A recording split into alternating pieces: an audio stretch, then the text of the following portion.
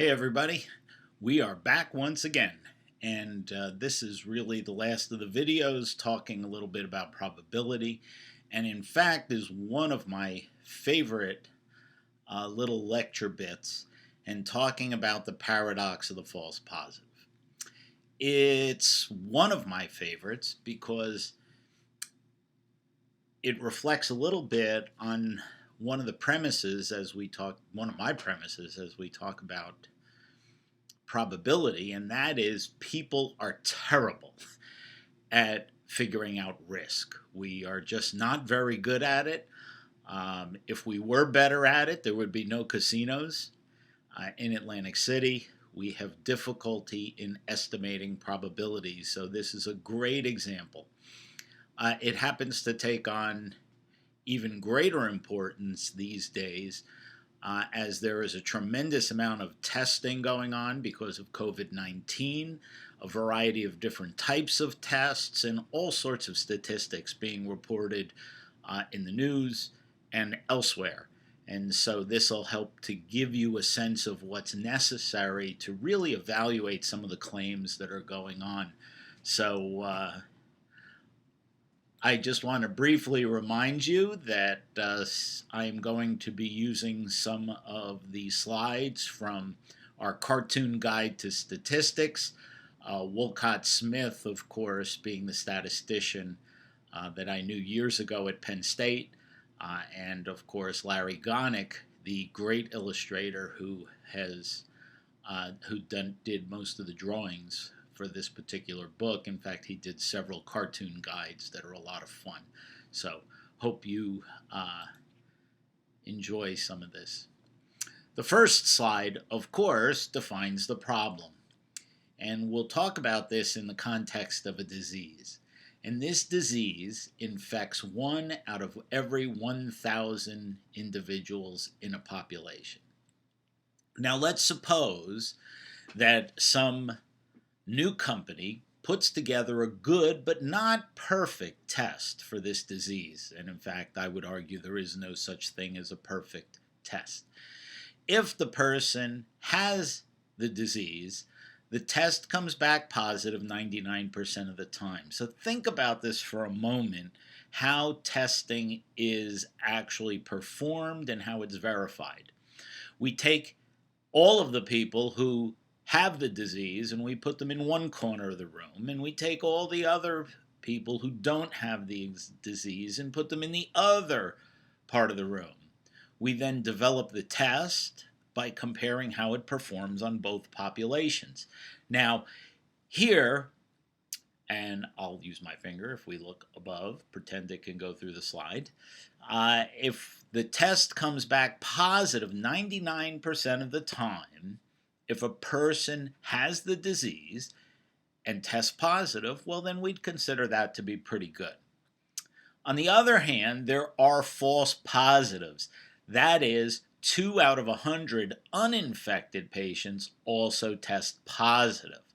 So the question you always have to ask the doctor is, if you test positive, what are your chances of having the disease? And of course, I love the little cartoon. Should I pay in advance?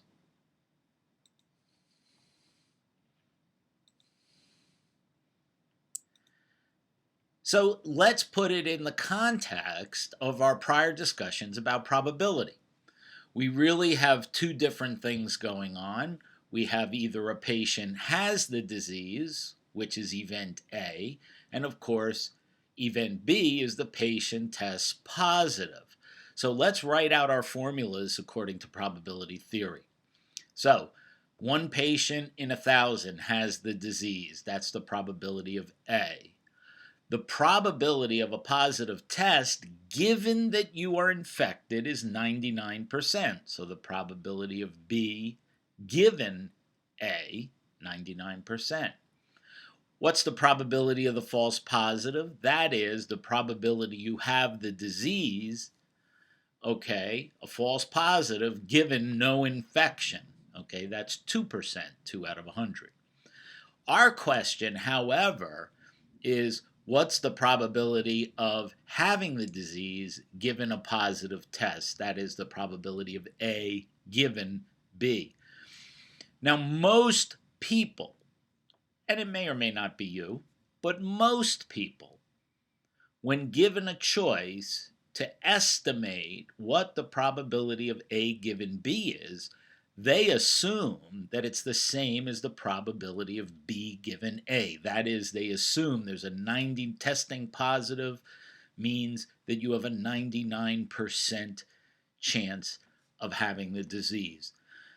But we know a little bit about probability, so let's actually do the math and find out precisely what that probability is. And I think you may be surprised. Now, take a moment.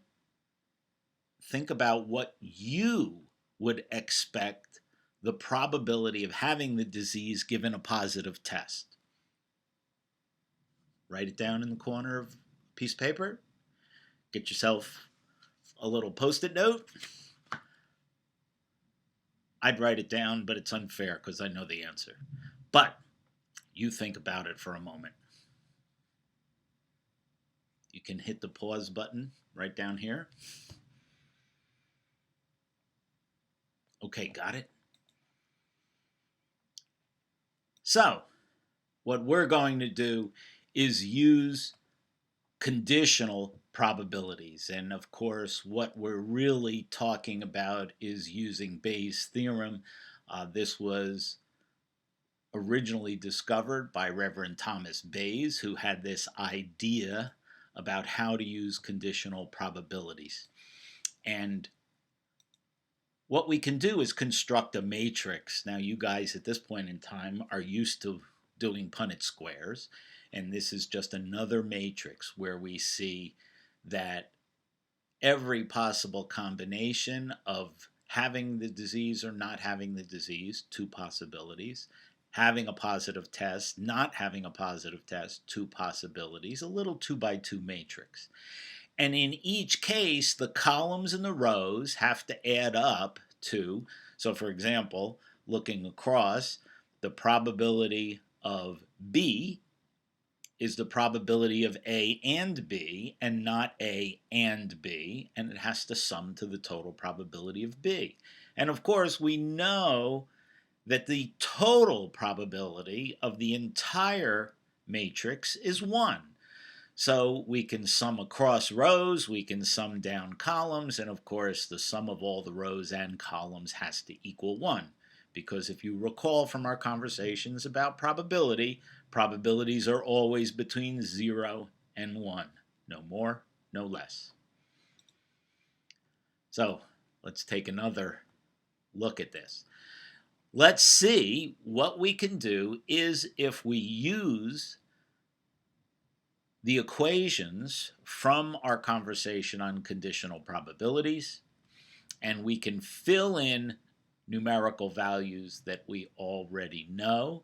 We know that the probability of A and B is the probability of B given A times the probability of A. In our case, it's simply 0.99 times 0.001. That's 1 out of 1,000. And of course, we can calculate the probability of not A and B by, again, calculating the probability of B given not A, and of course the probability of not A, which is just the inverse of 0.001. And we can fill in our matrix. Now, what's really easy to do, as you can see, once we fill out the matrix, since we know that the sums of each column and row have an answer, what we can actually do is just do simple subtraction to fill in the columns that we aren't readily able to calculate.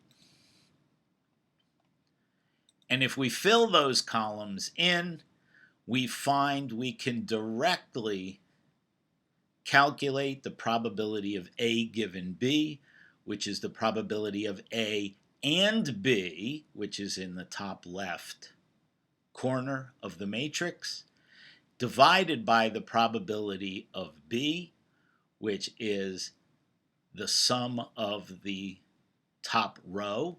And of course, the answer is 0.0472.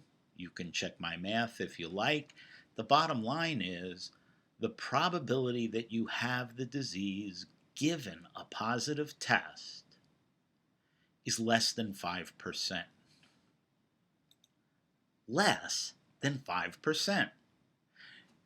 Go back to your piece of paper. How many people had 99%? How many people had 0? How many people hedged and made 50% your bet? The reality is probably very few of you had 5%. If you did, impressive, okay? But very few people in my experience are able to directly estimate that 5% value. It's really striking the first time you see it. I still remember my statistics courses in graduate school. And of course, being a bit of a smart alecky graduate student, I argued that that was impossible until I learned how to do conditional probabilities and understood the rules of logic and the equations that we've been talking about. So, why does this happen? It's considered a paradox. And basically, if we just take a peek at the numbers in the table in the lower right-hand corner of the slide, you really kind of see the problem with doing statistics and calculating probabilities that are on the basis of 0 to 1. Again, it's a percentage, okay? If 1,000 people are actually put into the table, we know that only one has a disease because the disease only happens in 1 out of 1,000 people. Okay? So the numerical values are very, very different than the probabilistic values that we saw in the other table. So very often what you're going to find is honest scientists and researchers not only present percent positives, they not only present probabilities, they also present the total number of individuals that are counted within each subgroup. And that's why when you look at our chi-square tables, we have you place within there not just your expected ratios, your observed ratios, but also the total number of individuals counted. So there's something in the fact that the total number of individuals within these categories are so vastly different that alters the interpretation of the statistic. And this is really what's been missing in a lot of the health-related information that we're getting in the news and from some, unfortunately, less than accurate scientists out there. So something to keep track of. So what do you actually do? What's the point? And the point is not, of course, the needle that's being held up. What do you do? Okay? And the answer is, of course, more testing. Sound familiar? Because we have to have a way to increase the odds. The reality is a positive test is an additional bit of information that suggests that instead of you having the disease at a 1 to 1,000 probability, remember, 1 in 1,000 people have the disease, you've now gone to 5 in 100, okay, because it's close to 5%. So your risk has changed dramatically. But is 5% really something to worry about? And the answer is you've got to do more tests. So critically, in order to evaluate any of this information, especially when we think with regards to COVID-19, You must know what the percentage false positives are, what the percentage false negatives are, and be able to fill in the table of probabilities according to Bayes' theorem. So we're really